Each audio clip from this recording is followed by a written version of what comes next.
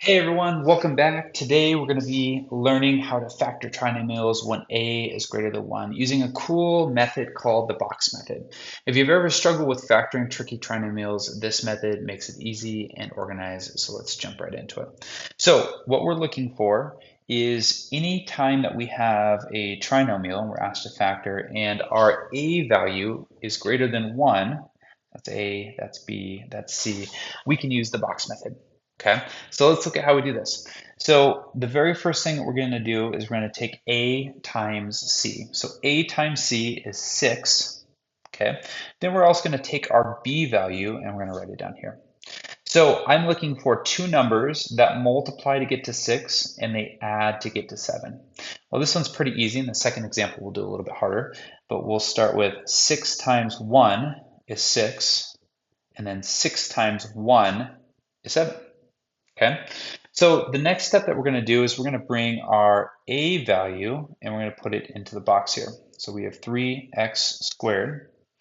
Then we're going to take our c value and we're going to put it into the bottom right hand side, and that's 2. Then we're going to take our new numbers that we found here and here, and we're going to place them into the empty boxes. Now, it does not matter which box you put the numbers in. So let's do this. I'm going to put a 6x here, and I'm going to put a 1x here. Now, keep in mind, if you take 6x and add it to 1x, you get to 7x. So we haven't actually changed anything in the problem. We've just rewrote this in a different way. Okay. Now, let me get rid of these arrows here.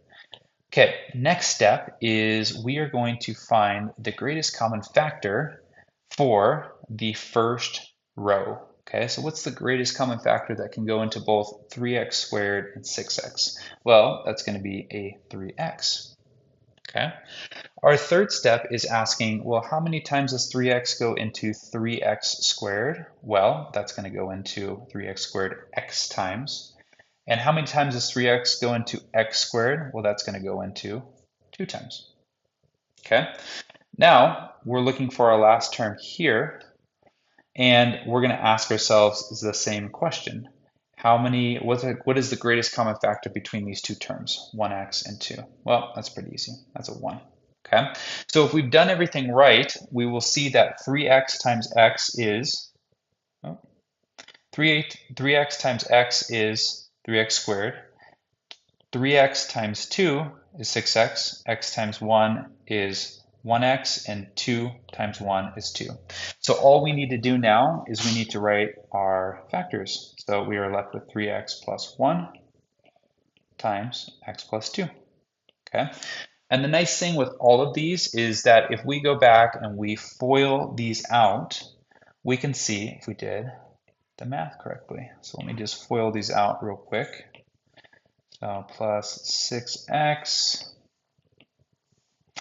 plus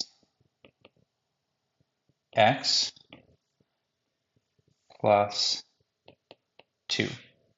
And you can see, if this is rewritten and I combine like terms, that this, our answer, is the same thing that we did here.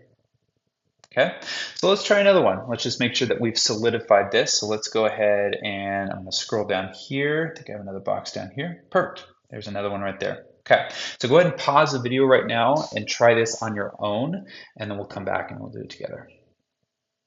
Okay, so I'm assuming that you've paused the video and you've tried this on your own. So let's go ahead and write our things here. Okay, so very first step is we're going to multiply our a and our c values. So that is going to be 36.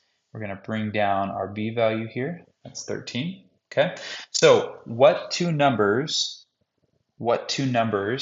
multiply to get to 36 and add to get to 13? Well, if it doesn't come right off your head, let's just go ahead and break this down. So 1 times 36, 2 times 18, 3 times 12, and then 4 times 9. Okay, so it looks like 4 times 9 is 36, and 4 plus 9 is 13.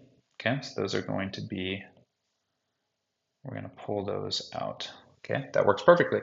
Okay, so third step is we're going to bring down our a value, so 6x squared. And then our C value is going to go in the bottom right. Question for you, think of this out loud or think about this in your head. Does it matter which way I put the 9 and the 4? So can I put the 9 here or do I have to put it here?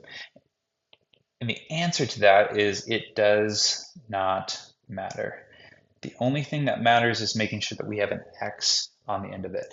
So if we go back and we look at these two things, 9x plus 4x, well, that should equal 13x, and that does. Okay, cool. So we actually have not changed anything.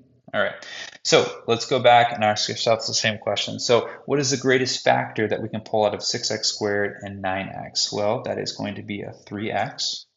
Okay, so 3x is going to go into 6x squared 2x times. 3x is going to go into 9 3 times. Okay. What is the greatest factor I can pull out of 4x and 6? Well, that's a 2. Okay. And let's just go back and let's just make sure that this is a multiplication table. Let's make sure that these work. 3x times 2x is 6x squared. A 3 times 3x is 9x. 2x times 2 is 4x. 2 times 3 is 6. Okay, so all we're left to do here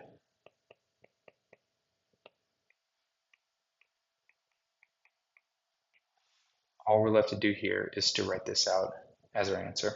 Okay, I lied. I hate lying. So sorry. Let's go ahead and FOIL this out to make sure that we did this the correct way. So 2x times 3x is 6x squared plus 4x plus 9x plus 6. Now if I rewrite this, that should be the exact same thing that we started with. So if I scroll back up here, and I show the entire screen, these two things are equal, so therefore we are happy. So that's it. You've just covered factoring trinomials when a is greater than 1 using the box method. If this helped you, please hit the like and subscribe button for more math tutorials. Also, grab my factoring practice worksheet on Teachers Pay Teachers in the link below.